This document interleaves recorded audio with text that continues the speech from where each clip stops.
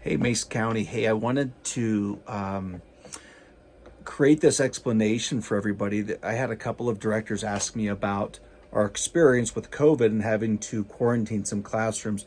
So I just wanted to share this with all of you Mesa County providers, centers specifically, because maybe this will help you prepare and as well as help us prepare as providers, because I think we're going to have a lot of questions for the health department, licensing, that kind of thing, based on my experience. So I'm going to just open up and share my experience with our classrooms in our Fruita Center so that you might know what to expect if things remain the same. I'll preface this by saying that I have some questions for the health department.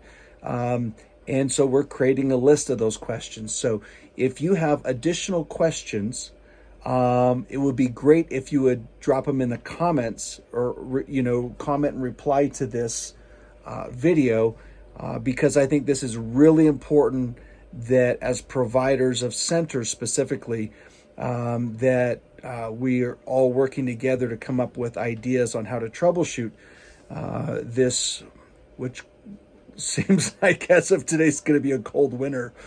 All right, so here's the deal. We had one staff member that tested positive for COVID, and I got notified.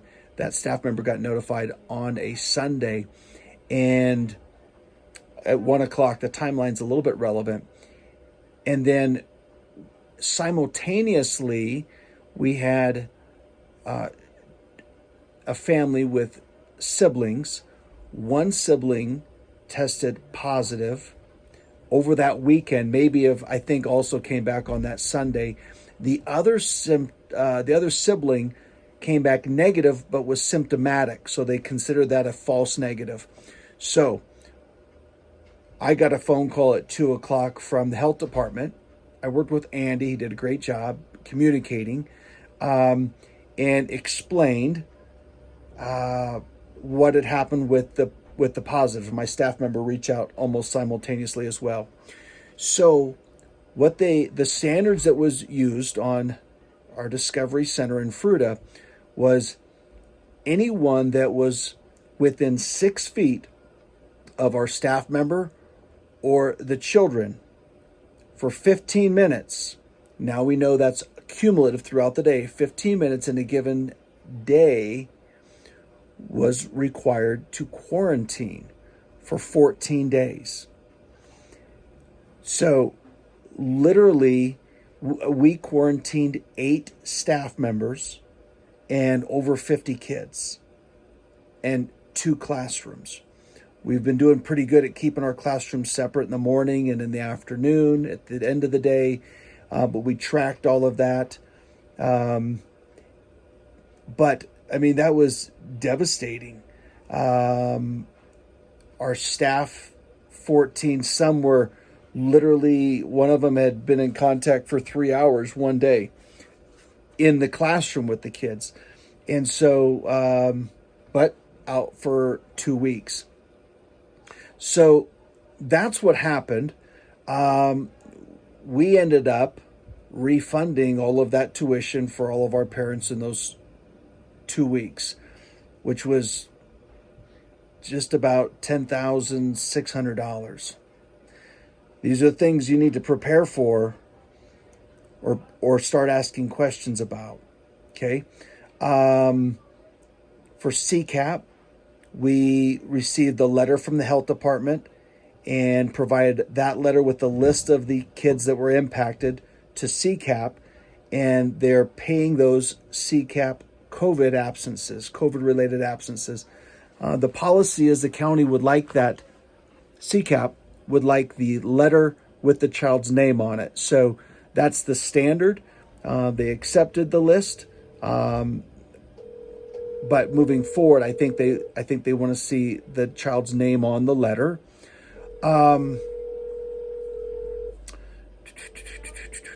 Staff. So here's my understanding. I think I'm spot on this when it comes to COVID pay. So a staff member that's directly related, and this is kind of a quick recap from our last Directors Network. And that PowerPoint is, I believe it's uploaded on this site. This is going on the Mason County Facebook site, of course. So the first 80 hours for a staff member that's directly impacted from COVID, paid at 100%. So all of our staff for those 8 staff for the 2 weeks, I paid them for every hour they were scheduled for. Okay. Therefore, if they were scheduled for 70, they'll get paid 70. There's additional 10 hours there in case they're directly impacted personally. There's another 10 hours of full pay kind of available if they have to utilize that.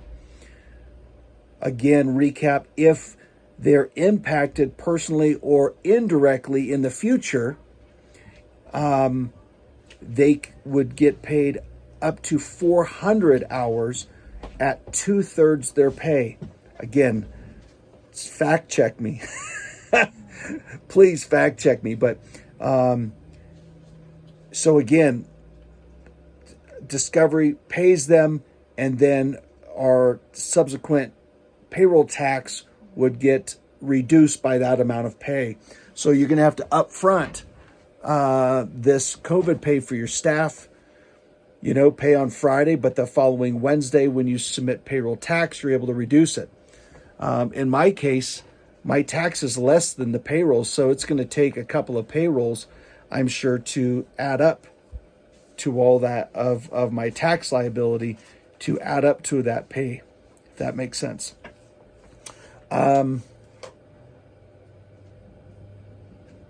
So I'm just sharing this with you again to help you think about your classrooms and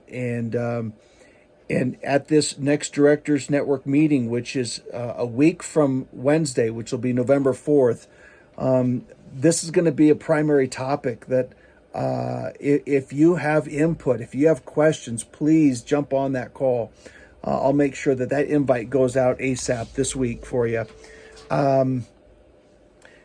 So questions that you're going to have, if you have a child, think about this. If you have a child in a classroom that tests positive for COVID, and the standard is every other individual, child or caregiver, within 6 feet for 15 minutes throughout the day is required to quarantine. What if that child doesn't play with any other child? This isn't normal, right? I mean, are you going to roll tape or try to figure out which kids are typically within that 6 feet? I mean, we quarantined the whole classroom. So we did a lot of tracing.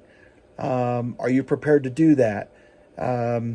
We ran attendance reports. That was helpful. From the very beginning, I mentioned that I learned about this Sunday at 2:00.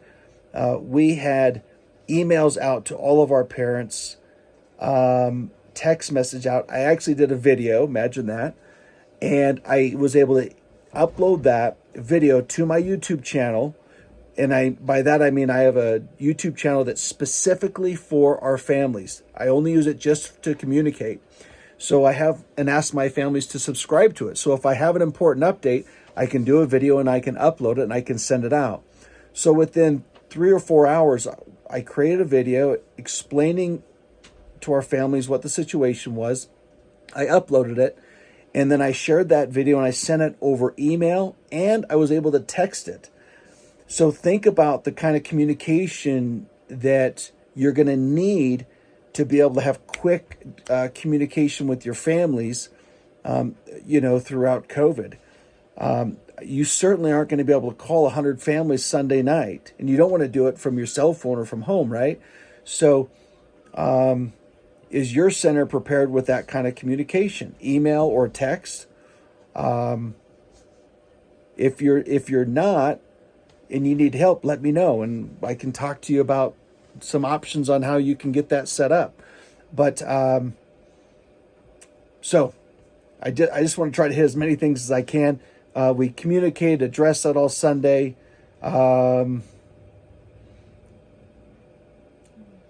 All right, so questions that you might have. I've got some, and please drop them in the comments, and then we can use this as a bookmark so that we can ask the health department. I'll make sure I have them on the call on Wednesday, November 4th, 1 o'clock. But those kiddos that are tested positive, if they get exposed again, I got to shut down the class. Are they required to quarantine? Maybe, maybe not. A staff member that tests positive, do they have to wear a mask? I don't know. Are they no longer contagious? I know there's different strands. So we've got lots of other questions. So if you have some, feel free to drop them in here. Let's make sure we get them answered. And, but I want to mention this too. Think forward. I hope that I don't have to continue. I hope there's some other alternatives to refunding tuition every time we close a classroom. I mean, these are families that are receiving 100% or 2/3 pay, right? Because they're being impacted. They're having to stay at home to care for their kiddo. So that would fall underneath that 2/3 pay. They still have bills. So it's not that they should be required to pay childcare, but at some point there's going to be some tough give here. So some of the other conversation is, maybe dividing rooms again, like we had to at the beginning, where you have 10 on one side, 10 on the other, and a staff with that group and a staff with this group. This is not how anybody wants to run their preschool. But if that were to prevent us to have to close down an entire room, maybe we would do that. So even things that you would hate to do as far as running a classroom, I think these are all open for discussion. And then maybe it mutates into a great idea that comes out of it. But, you really got to be thinking about, if you have floaters, minimizing what classrooms they're in, trying to work really hard to keep staff in their own quadrants within your facility, so that not if, it's when. I mean, we made it all the way till October before our first positive test in our center. But at the beginning, the idea was you would close for 72 hours or for 24 hours. Now we're talking about closing for 14 days. So it's gone from what we expected is, if we had a contact, maybe not closing at all. And I want to say this too, and the health department was very specific with this. Every situation is unique. I'm just sharing my experience so that you can learn and prepare from my experience and the standard that was used based on the model and the situation that happened with our facility. So hopefully we come up with better solutions than this. This is not a standard across the country. I've spoken with center owners in other states, and Massachusetts is one, and they're not requiring any of these such guidelines. As we know, these are handled at the governor's level and then passed down to the county. So anyway, I hope that's helpful. Maybe it cleans up a few rumors. I'm not really too concerned about rumors. And I'm telling you, if you don't mind getting behind the camera or in front of the camera like I am now, this kind of communication is what I used several times last week with our families. And I can't tell you how much our parents are like, thank you so much for communicating. It's one thing to send out an email, but gosh, to get a personal message like this, to be able to send out to your families, if you need help doing this, help with the, you take the video, you upload it to YouTube, and how to share it and all that, reach out to me. I'll be happy to help you. And there's no cost, right? As a part of my partnership with Mesa County. So let me know if there's anything I can do. Thank you, everybody. Hope to hear from you and see you on November 4th at the next Directors Network event. Thanks.